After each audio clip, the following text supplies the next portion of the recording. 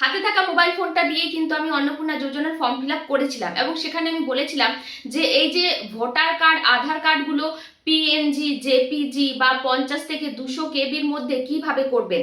আপনার হাতে থাকা মোবাইল ফোনটা দিয়ে খুব সহজে করতে পারবেন। তো চলুন দেখে নিই, স্ক্রিনের দিকে লক্ষ্য রাখা যাক। ভিডিওটা যারা ইউটিউব থেকে দেখছেন চ্যানেলটাকে সাবস্ক্রাইব করবেন এরকম আপডেট পাওয়ার জন্য, যারা ফেসবুক থেকে দেখছেন চ্যানেলটাকে ফলো করে যুক্ত থাকবেন। তো চলুন আমরা একবার দেখে নেব যে কোনো ফটোকে আমরা কিভাবে 50 থেকে 200 কেবির মধ্যে আনবো এবং পিএনজি জিপিজি পিডিএফ করে ফটোটাকে আমরা পোস্ট করতে পারবো, মানে অনলাইন যে ফর্ম ফিল আপটা করছি সেখানে কিন্তু আমরা অ্যাপ্লাই করতে পারবো ফটোটাকে। তো চলুন এক নজর দেখে নিই। আপনার ফোনের আপনি প্লে স্টোর ওপেন করবেন। তো প্লে স্টোর ওপেন করে নেওয়ার পর এখানে আপনারা সার্চ করবেন ইমেজ কনভার্ট। দেখুন ইমেজ কনভার্টার, এই যে এই অপশানটা সার্চ করবেন। সার্চ করে দেওয়ার পর দেখুন আপনাদের সামনে একটা অ্যাপ ওপেন হবে। এই অ্যাপটা আমি ডাউনলোড করেছি ফর্ম ফিল আপ করার আগে। এই যে দেখুন ওপেন লেখা আছে। এই অ্যাপটা দেখে নিন ছবিটা কেমন আছে। এই অ্যাপটা কিন্তু ডাউনলোড করে নেবেন। তো যেহেতু আমার ডাউনলোড করা আছে আমি ওপেনে টাচ করব। ওপেনে টাচ করে দেওয়ার পর যদি আপনারা কোনো ডবল ফটো পিডিএফ করতে চান তাহলে এখানে দেবেন, আর যদি সিঙ্গেল ফটো করতে চান তাহলে এখানে সিঙ্গেল ফটো দেবেন। তো যেহেতু আমি সিঙ্গেল ফটো করব তো এখানে এইভাবে সিঙ্গেল ফটোতে টাচ করলে এরকম চলে এসেছে। এবার আপনারা ডাইরেক্ট ক্যামেরাতে ফটো তুলতে পারেন বা গ্যালারি থেকে ফটো নিয়ে আসতে পারেন। তো আমি গ্যালারিতে চলে যাব। ফটো ধরুন একটা আধার কার্ডের ফটো আমি নিয়ে নিলাম, আমার ছেলের একটা আধার কার্ডের ফটো আমি নিয়ে নিলাম।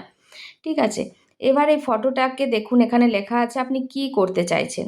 এখানে দেখুন লেখা আছে জেপিজি পিডিএফ জেপিইজি। আপনি লক্ষ্য করবেন যখন আপনি অন্নপূর্ণা যোজনার ফর্মটা যখন আপনি ফিল আপ করছেন এগুলো কিন্তু আধার কার্ড বা ভোটার কার্ডের সময় লেখা আছে যে কি ধরনের ফটো আপনি চান।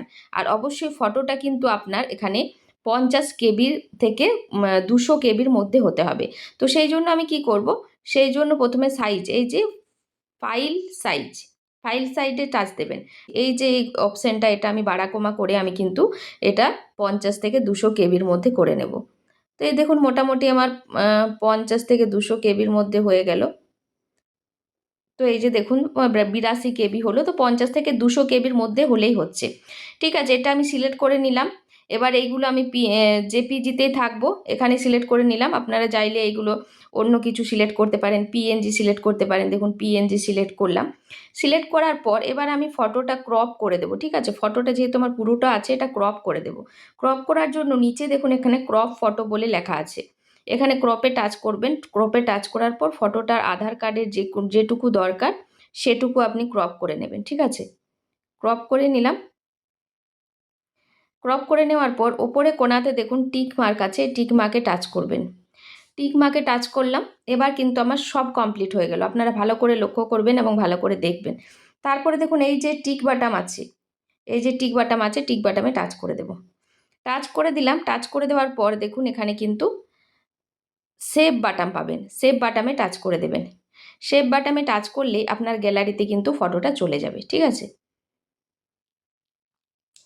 তো দেখুন এগুলো অ্যাডগুলো আসবে। তারপরে দেখুন আমি গ্যালারিতে চলে যাব। গ্যালারিতে গিয়ে আপনাদেরকে দেখাবো যে ফটোটা এলো কি না। তো দেখুন এখানে আমি যেহেতু আমার পিডিএফ ফটো হলো, এই যে দেখুন এই ফটোটা কিন্তু আমার হয়ে গেছে।